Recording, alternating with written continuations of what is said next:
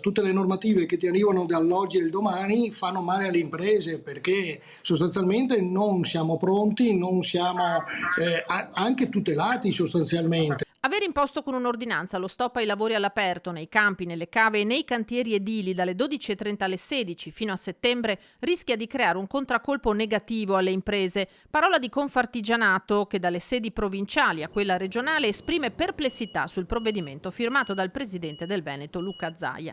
Seppure con tutti i distinguo del caso, devono infatti esserci conclamate condizioni di disagio legate alle alte temperature. Per gli artigiani l'ordinanza rischia di causare rallentamenti e complicazioni nella gestione delle commesse.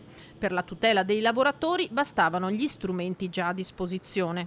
Oltre al buon senso, alle buone pratiche, ci sono già degli strumenti che regolano, diciamo così, la salute nei cantieri e nello specifico questo strumento si chiama DVR, documento valutazione rischi. Quindi era lì che si doveva sostanzialmente agire, naturalmente per tempo, non dall'oggi al domani, e dovevano essere individuati su quel documento quelli che sono i rischi connessi al lavoro nei cantieri, al lavoro al sole, eccetera, eccetera, e bastava sostanzialmente vedere se c'erano degli ulteriori adempimenti che si poteva fare per tutelare ancor più la salute del lavoratore. Nel caso, com'è probabile che il provvedimento per il futuro diventi strutturale, se ne analizzeranno via via le criticità. La tutela del lavoratore è prioritaria, ma deve essere contemporaneamente sostenibile per le imprese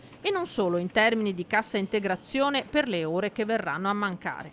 Quello che è tutto che riguarda la contrattualistica, appalti pubblici piuttosto che privati, condizioni e via dicendo dovranno essere regolamentate così come avviene nel caso della pioggia d'inverno. Quindi il governo assieme alla parte datoriale e sindacale dovrà affrontare in modo strutturale questo per regolamentarlo sia nei tempi sia per quello che sono le scadenze quindi e sia per quanto riguarda soprattutto i temi di costi, perché i costi vanno ad aumentare sia per noli che piuttosto per attrezzature. Senza dimenticare che queste ordinanze hanno un effetto anche penale e quindi chi è che ci tutela in questo?